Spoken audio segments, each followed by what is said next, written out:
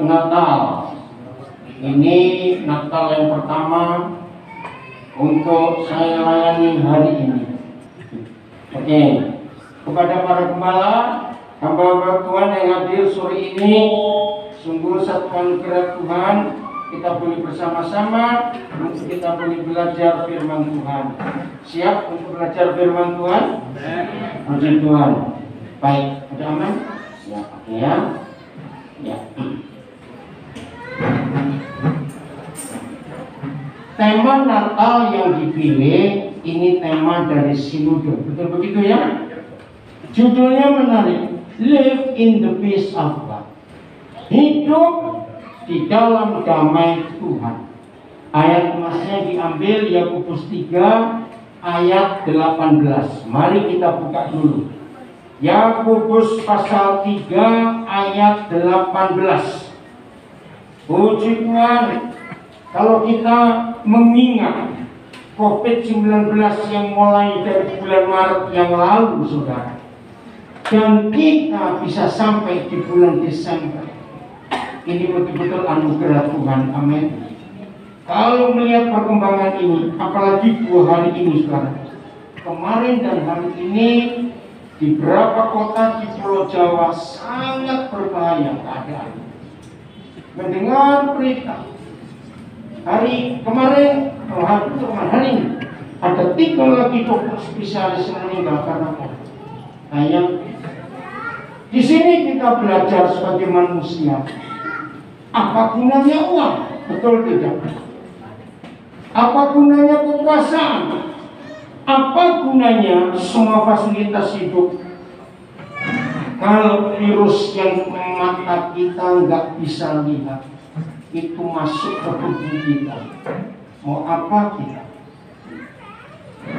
Nabi berduka karena ada 2 gembala dan kita semua kenal, dipanggilkan juga karena barang. Maka itu bersyukur kalau Tuhan mengizinkan kita sampai ada bulan yang terakhir tahun ini.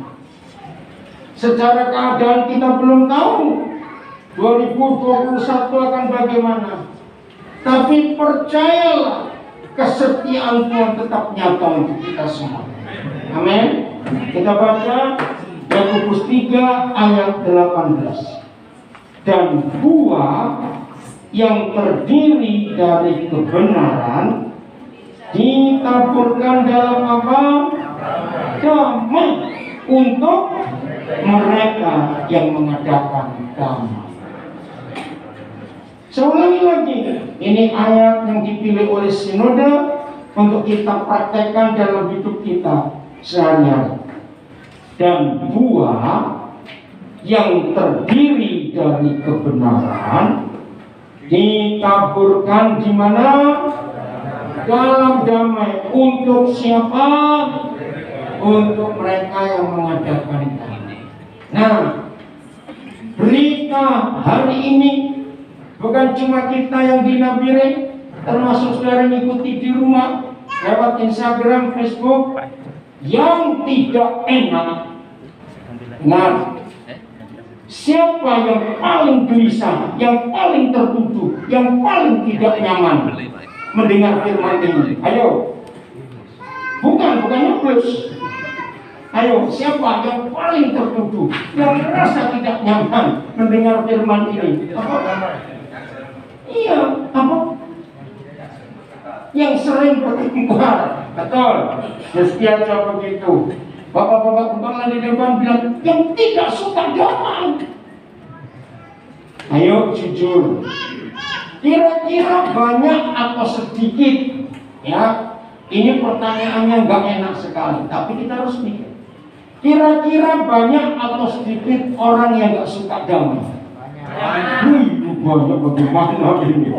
Nah, yang tidak suka damai, tolong dicatat, itu calon ke neraka gratis.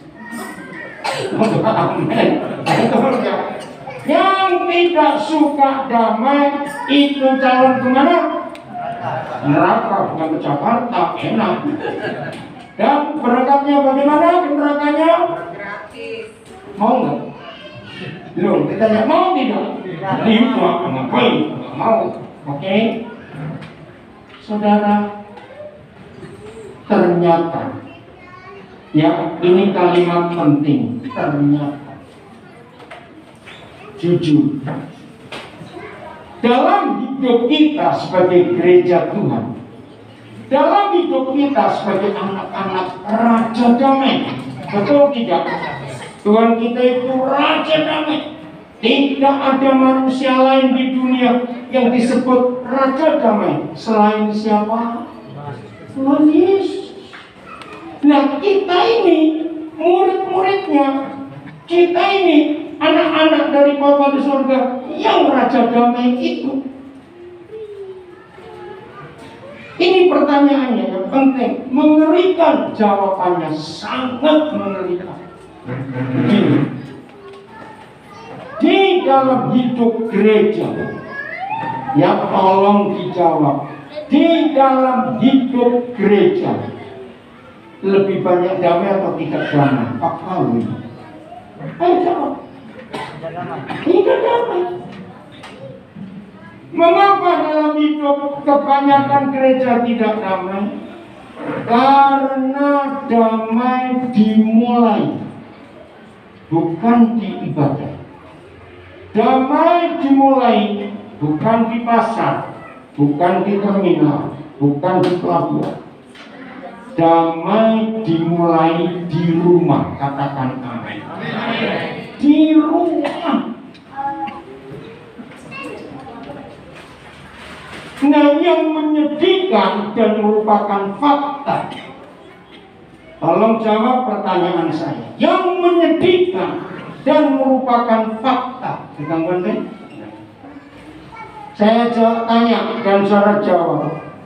Yang menyedihkan dan merupakan fakta. Iblis berhasil atau gagal membuat kita hidup tidak damai. Nah, bayang. Iblis berhasil membuat kita hidup tidak damai. Maka itu diharapkan dengan sangat dimulai dari suami istri. Jujur dimulai dari suami istri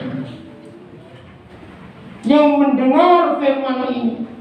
Dan kiranya tema nasional secara sinode gereja ini gak sekedar tema yang nempel. Biasanya bagus ya. Jadi masuk pikir saya jadi Athena. Keren betul. Kalau kita disebut anak-anak Raja Damai, seharusnya kita hidup bagaimana? Ayo jawab cepat. Kalau kita disebut anak-anak Raja Damai, seharusnya kita hidup bagaimana? Berdamai. Tapi saya ulangi, setan berhasil membuat damai itu jauh dari hidup kita. Betul atau salah kalimat? Nah, sekarang kita milih. Kira-kira kita mau bagaimana setelah kita mendengar firman ini?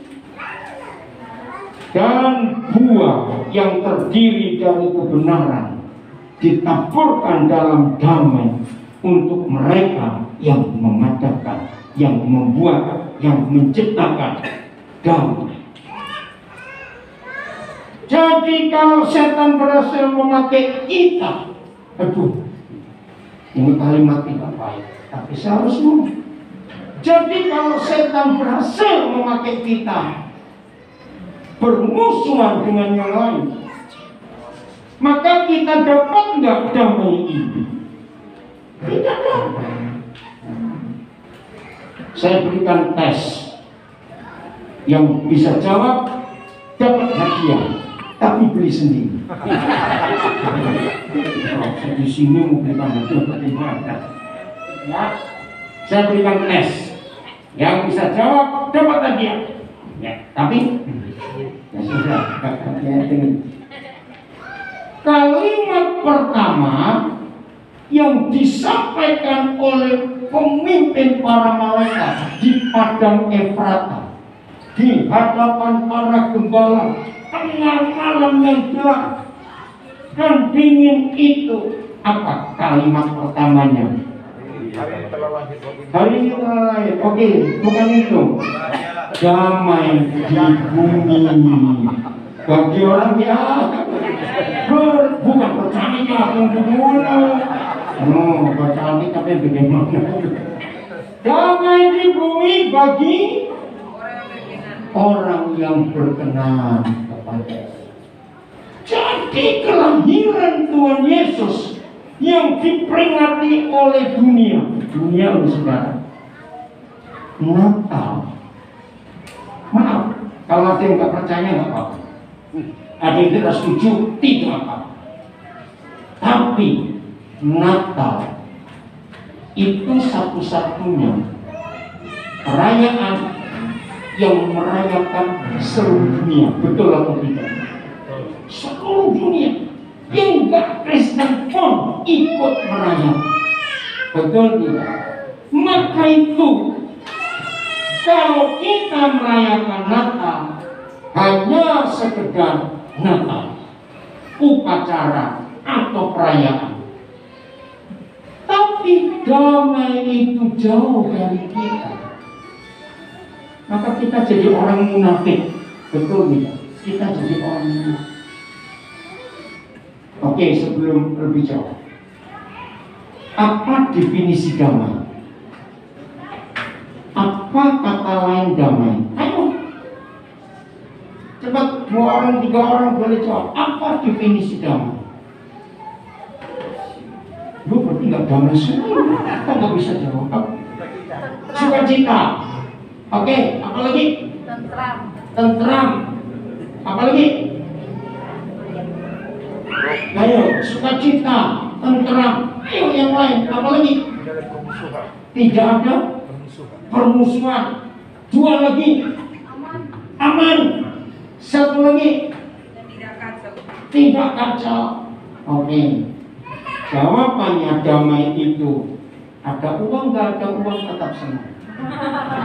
Enggak betul tidak? Itu damai. Betul tadi yang saudara katakan betul, tapi itu terlalu abstrak. Betul tidak? Tapi kalau damai betul, nggak ada makanan tetap senang. Betul? Ada uang, nggak ada uang, bagaimana? Tetap senyum. Kalau manusia kan kebalik, waktu punya uang banyak, mukanya dilipat-lipat. Kenapa? Kenapa? Coba kan jawab.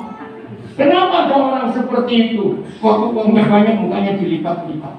Karena senang. Bukan. Supaya nggak diminta.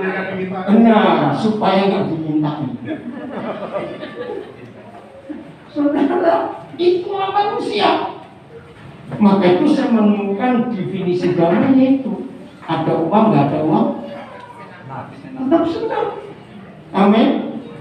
Nah, ada makanan, nggak ada makanan, tetap sukacita. Damai itu membuat orang suasana panas, udara panas, tetap tidur. Udara dingin pakai AC, tambah tidur. Betul tidak? Jadi damai itu bisa dibeli dengan uang nggak? Tidak bisa. Damai itu luar biasa. Maka itu satu-satunya pribadi, jangan lupa, yang menyebut diri Raja Damai itu siapa? Tuhan Yesus. Dan kita ini murid-murid. Satu-satunya ayat. Nah, Bapak Ibu sudah biarin pada kalian nggak dengar firman nanti.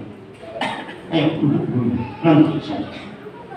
Ya, nggak masalah, nggak apa-apa ya. Ayo, Pak Budi, Pak Gunawan, dengar dulu. Satu-satunya ayat, ya perhatikan. Satu-satunya ayat dalam seluruh Alkitab yang memberitahu kita kapan kita disebut anak-anak Tuhan. Satu-satunya ayat dalam seluruh Alkitab yang memberitahu kita kenapa kita disebut anak-anak Tuhan.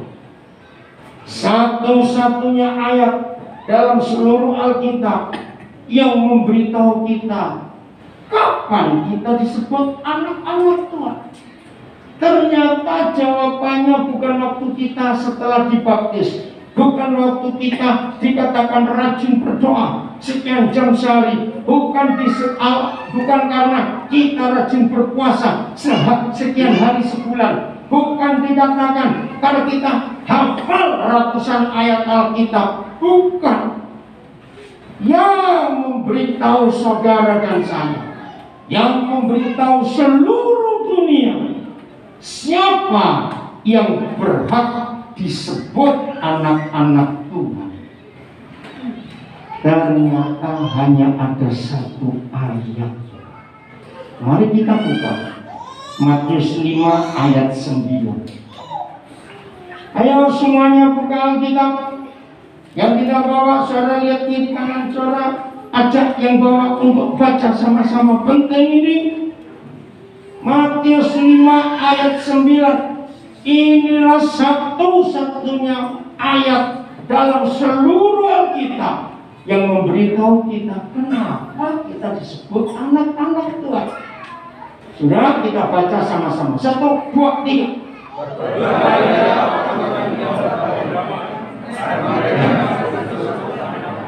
Nah, siapa yang disebut anak-anak Tuhan?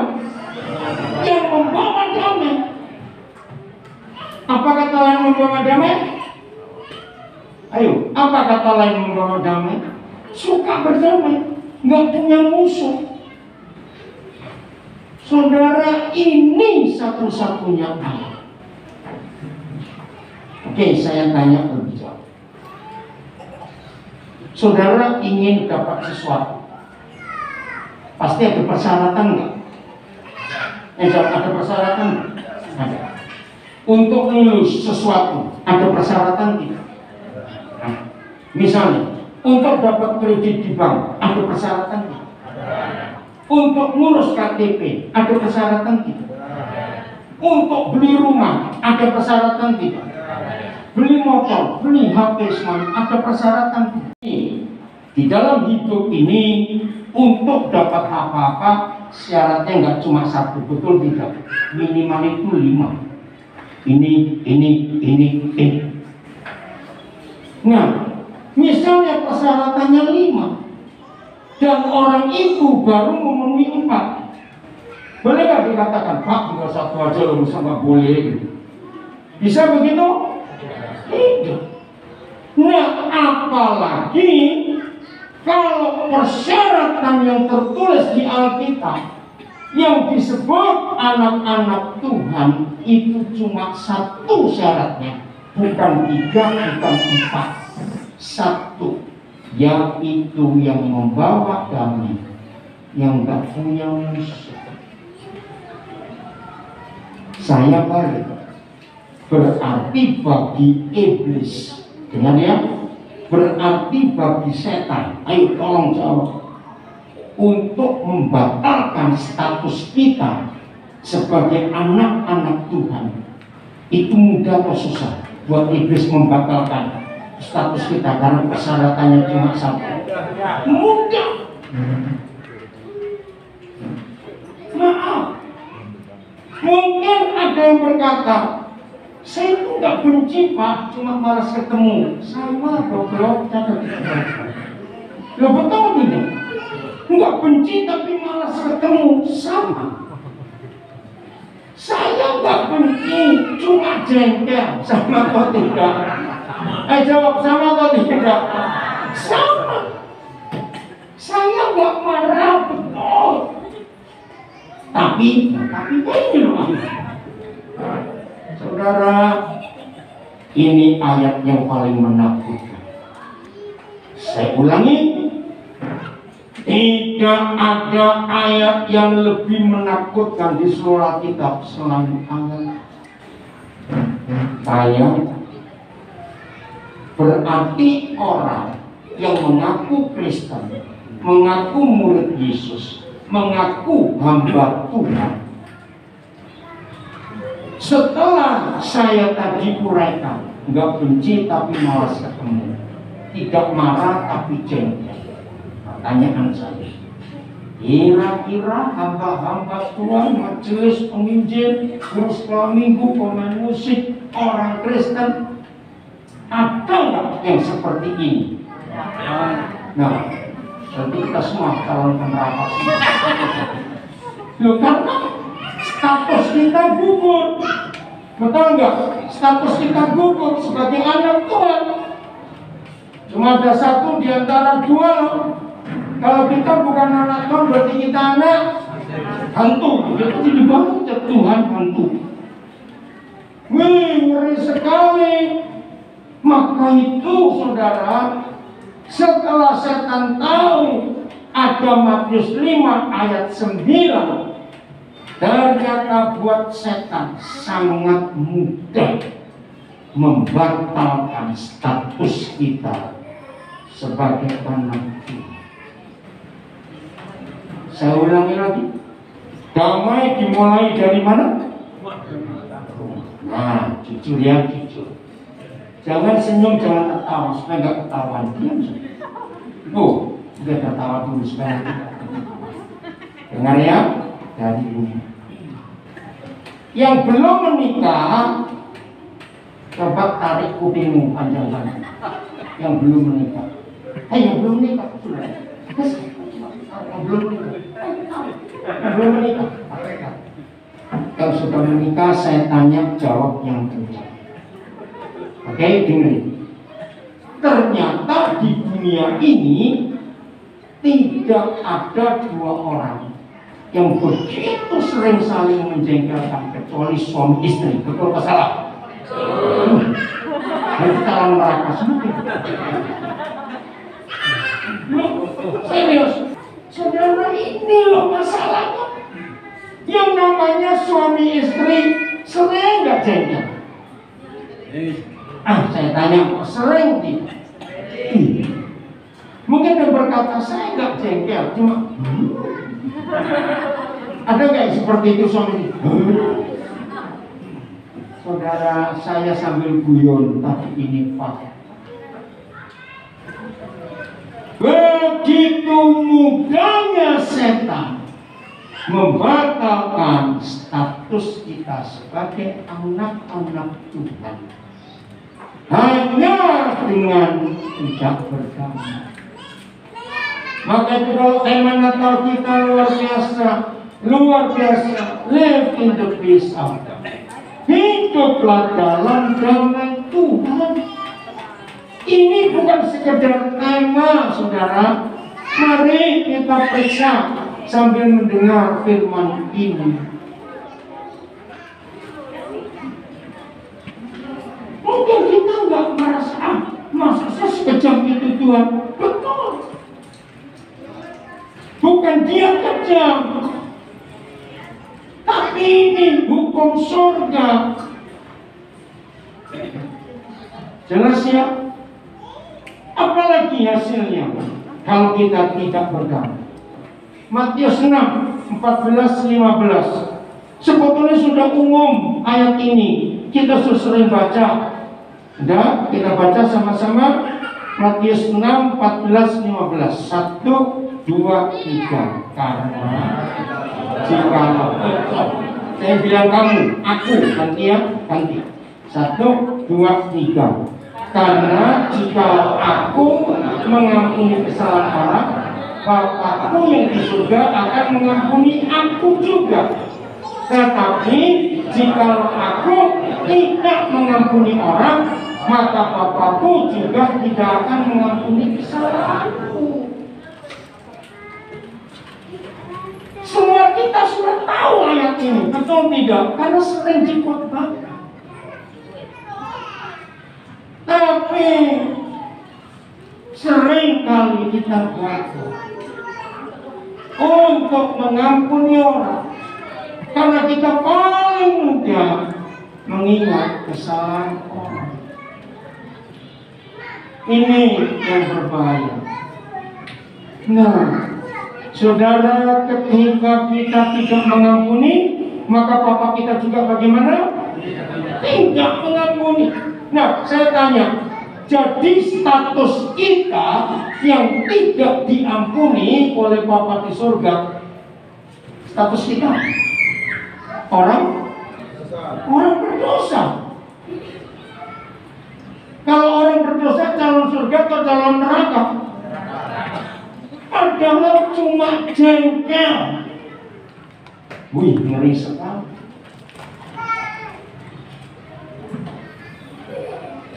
Pembunuh harus dihukum tidak? Saya tanya, pembunuh harus dihukum tidak? Harus. Kenapa pembunuh harus dihukum? Karena bersalah. Dia mengambil nyawa orang, termasuk bunuh diri. Bunuh diri juga dosa. Walaupun yang dibunuh siapa? Dirinya sendiri. Tetap pembunuh. Tolong perhatikan ya. Aduh saudara, sekian puluh tahun saya melayani, sungguh saya ngeri. Di dalam gereja, dalam pelayanan banyak sekali orang yang tidak mau mengampuni. Betul atau salah kalimat itu? Tersinggung, salah bicara. Aduh, seharusnya kita sadar akan hal. Sekarang saya tanya, jangan kaget, jangan marah. Nanti saya bacakan ayat, tapi saya tanya, kira-kira ngikuti di rumah, yang ngikuti di rumah, dan kita yang ada di sini sekarang, kira-kira di ruangan ini ada pembunuh atau tidak? Kira-kira. Nggak ada, jawabannya pun nggak ada. Kalau ada pembunuh sudah di penjara saya kan betul? Ternyata banyak. Kok enak sekali. Oke, kita buka 1 Yohanes 3 ayat 15. 1 Yohanes 3 ayat 15. Nada minta apa kamu? Oh, udah, kita baca sama-sama. 1 Yohanes 3 ayat 15. Udah? Ayo semuanya baca. Tidak boleh ada seorang pun yang tidak baca. Oke, 1, 2, 3. Setiap orang yang membenci saudaranya adalah seorang pembunuh manusia. Kamu tahu bahwa tidak ada seorang pembunuh yang dan kamu tahu tidak ada seorang pembunuh manusia yang memiliki baca, yang memiliki hidup yang kekal dalam dirinya. Berarti orang ini kemana kalau mati? Akan neraka. Pelan-pelan ya saudara. Pak David nggak ada ya, Pak polisi nggak ada, nggak ada hakim, nggak ada jaksa di sini. Polisi, pengacara, itu mereka nggak apa. KUHP, pasal pembunuhan, pasal sekian, pasal sekian. Surga cuma punya satu pasal untuk pembunuhan. Apa? Hukum surga soal pembunuhan tadi ayat itu. Setiap orang yang, ayo jawab, setiap orang yang, pelan-pelan. Tadi dari awal kita sudah belajar. Tidak benci tapi jengkel. Itu sama atau beda? Sama. Nah, kira-kira di ruangan ini banyak orang yang masih jengkel nggak dengan sesuatu? Masih lagi kanan, depan semua. Kira-kira. Saudara, kita sambil tertawa, tapi ini kebenaran. Setiap orang yang membenci saudaranya adalah apa statusnya? Seorang pembunuh. Pembunuh apa? Jelas. Nah, bunuh lain nggak apa-apa. Manusia nggak boleh. Maka kalau baca yang lengkap. Betul? Setiap orang yang membenci saudaranya adalah pembunuh manusia. Maka itu saya tanya, Setelah kita baca 1 Yohanes 5 ayat 13, kira-kira yang rapi-rapi, manis-manis duduk di ibadah ini, ada yang pembunuh nggak? Kira-kira saja. Ayo jawab coba, kira-kira. Ini hukum surga. Jadi kalau kita tidak berdamai dan membawa damai, kalau kita masih punya musuh, saya nggak marah, saya nggak benci, cuma malas ketemu, sama. Saudara, mungkin buat beberapa orang ini dianggap remeh. Saya harap yang masih menganggap remeh firman ini cepat terbawa bahwa ini Tuhan serius. Betul nggak? Tuhan serius dengan firman ini. Pembunuh manusia. Yang berikut lagi, apa yang terjadi kalau dalam hidup kita nggak ada damai, tidak mau berdamai? Ibrani 12 ayat 14. Wow, ngeri sekali. Ibrani 12 ayat yang ke-14.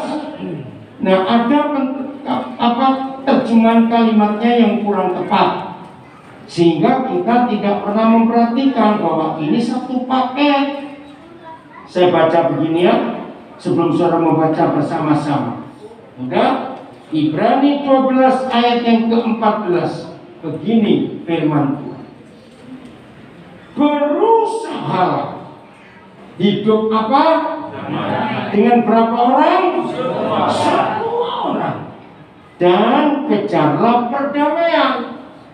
Itu harusnya, bukan kejarlah kekudusan. Suruh kejar apa? Kejar apa? Perdamaian. Sebab tanpa perdamaian dengan semua orang, tidak seorang pun akan melihat Tuhan. Oke. Kalau kita nggak bisa melihat Tuhan, bisa bertemu tidak? Jawab. Kalau kita nggak bisa melihat Tuhan, bisa bertemu tidak? Tidak. Nah, kalau kita nggak bisa bertemu Tuhan, berarti kalau mati kemana? Lagi sekali, firman ini memberitahu kita bahwa tanpa hidup damai dengan semua orang, neraka bagian kita. Maaf lagi sekali, menurut firman yang baru kita baca, kira-kira di dalam gereja sedikit atau banyak pembunuh-pembunuh itu? Banyak. Oh, saudara mau bagaimana ini? Tolong baca kata pertama di ayat 14. Apa kata pertama? Berusaha. Nah, ini pertanyaan. Kalau ada kata berusaha, tergantung siapa? Bukan tergantung Tuhan. Maka itu tidak bisa begini. Tuhan tolong Pak. Terus ini masih benci pada satu orang itu. Tolong saya Tuhan, supaya saya bisa mengampuni dia. Nah, menurut kata pertama Ibrani 12:14, bisa nggak doa seperti itu? Kenapa nggak bisa? Minta tolong Tuhan kok nggak bisa? Karena bukan Tuhan yang membuat, itu urusan kita. Apalagi sampai ada yang begini, kira-kira jangan ada. Kalau dia berkata, Tuhan, aku nggak bisa berdamai sebelum dia mati. Jam sekali. Ada nggak orang yang seperti itu? Sampai dulu. Yang Tuhan, dia mati dulu, baru semua mengampuni. Telat. Oke, ngerti contoh ini saudara? Berusaha hidup damai dengan berapa orang? Semua. Oke, saya beri contoh. Misalnya penduduk Nabire, kota ya, bukan kabupaten. Penduduk kota Nabire misalnya 60.000. Dengar ya? Ternyata ada di antara kita sudah berdamai dengan yang 59.999. Tinggal berapa yang belum berdamai? Terus kan maksud saya kok diam semua? Ini sudah berdamai dengan semua orang belum? Ayo jawab, sudah berdamai dengan semua orang belum? Belum. Masa Tuhan? Tinggal satu aja loh Tuhan. Saya sudah berdamai dengan 59.999. Tetap belum berdamai. Karena firman ini berdamai dengan berapa orang? Semua orang. Bayangkan. Maaf. Ini kan banyak orang Toraja di sini, Mak. Saudara tinggal di Makale misalnya. Di Makale penduduknya yang salah 70.000 orang. Saudara sudah berdamai dengan 69.999. Tinggal satu. Karena saudara tidak bisa berdamai dengan satu, saudara pindah ke Biak. Misalnya, penuh sampai Biak. Penduduk Biak misalnya 40.000. Oh, timbul masalah lagi, ketemu satu orang lagi. Nggak bisa berdamai. Saudara pindah ke Nabil. Ketemu satu orang lagi. Yang bocengnya. Jadi musuh saudara berapa?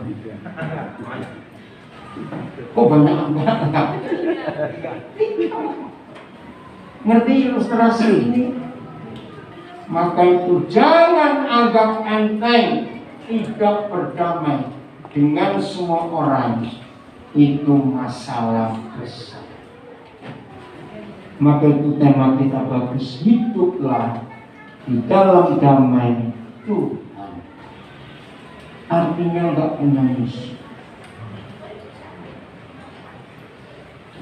Minggu ini kan Jumat. Jadi Senin. Salah seorang anak saya marah dengan Tuhan. Dia itu baru masuk kerja. Ini di Australia, ya.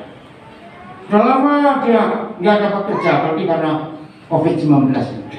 Akhirnya bulan November dia dapat kerja. Jadi belum sebulan.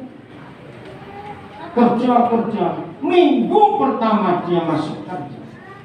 Ternyata pimpinannya itu nggak suka. Sebab pemilik perusahaan itu begitu menghargai anak saya itu. Dia sudah sering telepon Pak Tol. Saya dicari salah terus. Terus saya tanya, nah pimpinan paling atas bagaimana? Justru dia bela saya. Ya sudah, nggak apa-apa kalau begitu. Saudara, selama bulan November itu dia terus dicecar. Nggak tahu bagaimana. Senin kemarin, pemilik pimpinan paling atas berkata, dengan terpaksa kamu harus keluar. Tapi aku tahu kamu nggak salah. Tapi maafkan kami perusahaan tidak bisa mengeluarkan orang ini. Lah Tuhan, saya nggak tahu urusan apa.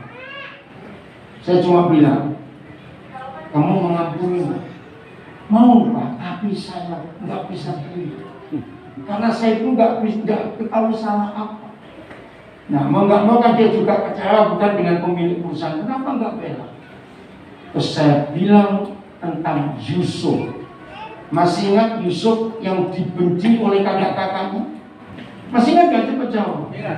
Nah, saya bilang dari yang Senin kemarin, sudah, nggak apa-apa, kamu keluar. Percaya, Papa di surga pasti akan bela kamu. Tapi sudah kamu harus ngampuni dia. Kamu harus ngampuni dia. Sulit Pak, pokoknya harus. Yang penting saya tanya, perusahaan memberi kamu surat enggak? Ya, bagaimana karirmu di perusahaan? Ya memang sulit Pak, karena belum sebulan saya kerja. Tapi nggak apa-apa, beri enggak? Akhirnya diberi. Jadi Senin itu keluar suratnya, di foto ke saya baca. Kamu ini belum sebulan kerja, penghargaanmu sudah seperti orang kerja 10 tahun. Saya baca itu hebat. Di situ dia bilang, memang pimpinan pemilik tahu bahwa saya nggak salah. Maka itu dia kerja sudah. Ini surat akan menolong kamu bisa melakukan kerja lagi dengan bukti yang seperti itu. Saudara, hari Rabu kemarin saya kaget. Dia telepon saya sambil menangis. Kami bilang, puji Tuhan, ada apa kamu? Pak, betul. Sekarang saya berterima kasih kepada pimpinan saya. Buat itu ada apa? Saudara, akhirnya Rabu tanpa disengaja dia ketemu seorang, satu keluarga yang sudah kenal anak ini cukup baik. Nah, keluarga ini sedang mencari orang yang punya bisnis, walaupun nggak besar. Tapi waktu saya lihat bisnis itu cukup baik.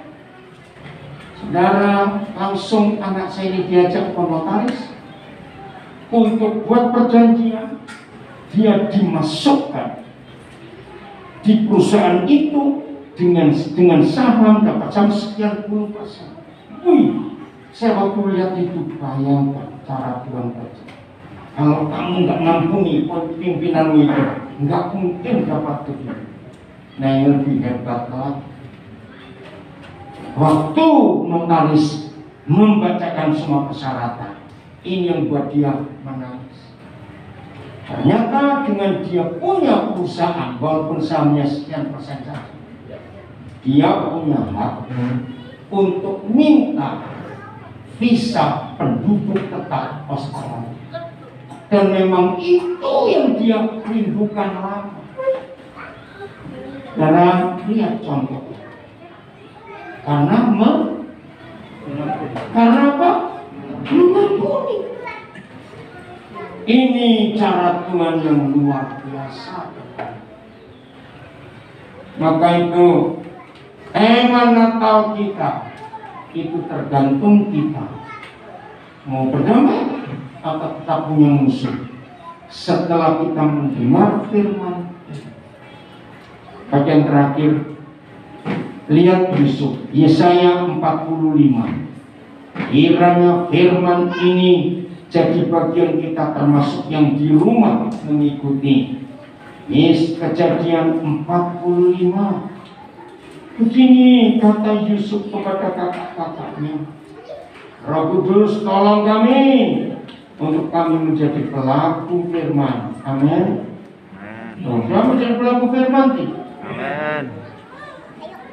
Ayat yang ke-8, Kejadian 45 ayat 8. Ayo kita baca sama-sama.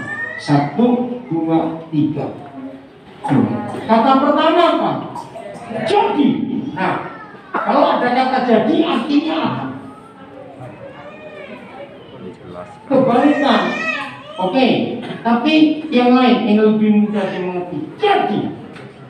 Penegasan. Bukan, ada satu kata lagi. Jadi. Apa?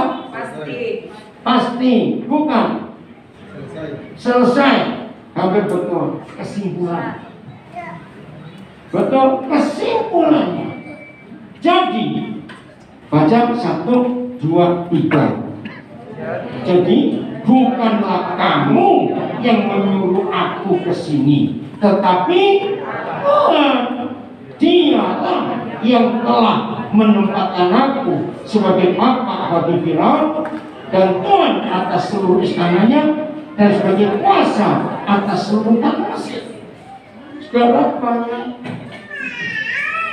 Yusuf lupa atau Yusuf bingung siapa yang buat dia ke Mesir? Kakak-kakaknya, betul tidak?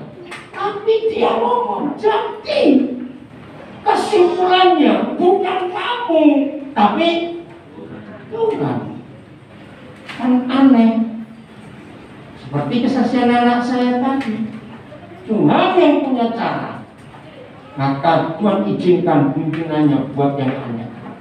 Maka itu kalau ada di antara kita yang diperlakukan tidak adil, diperlakukan salah, dituduh, difitnah, asal kita tidak berbuat, maka kita harus apa? Mengampuni orang itu. Ini prinsip damai yang sungguh-sungguh. Mulai ayat 1, Kejadian 45. Mulai ayat 1. Ini seru sekali, saudara. Kita bisa belajar akan kebenaran. Apa judulnya? Yusuf memperkenalkan dirinya kepada saudara-saudaranya. Ketika itu Yusuf tidak dapat menahan hatinya lagi di depan semua orang yang berdiri di dekatnya. Lalu berserulah Yusuf, suruhlah keluar semua orang dari sini. Maka tidak ada seorang pun yang tinggal di situ bersama-sama Yusuf. Ketika Yusuf bagaimana? Memperkenalkan dirinya kepada 11 saudara, 10 kakak dan Benyamin. Setelah itu menangislah Yusuf keras-keras sehingga kedengaran kepada orang Mesir dan kepada sisir istana Firaun. Dan Yusuf berkata kepada siapa? Para pembencinya yang merusak hidupnya. Akulah Yusuf. Masih hidup Bapak. Tetapi saudara-saudaranya bagaimana? Tidak menjawabnya. Sebab mereka takut dan gemetar menghadapi dia. Kira-kira kalau ada yang model kita pasti kencing celana di sini. Loh betul gitu. Mati kita sekarang. Mati.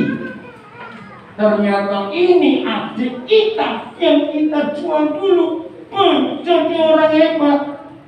Terus ayat 4. Lalu ayo baca. Yusuf kepada saudaranya.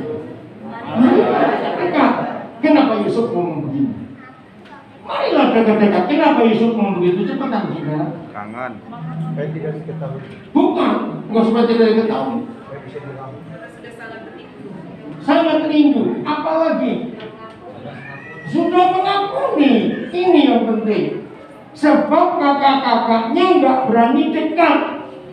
Sebab mereka sadar mereka yang salah.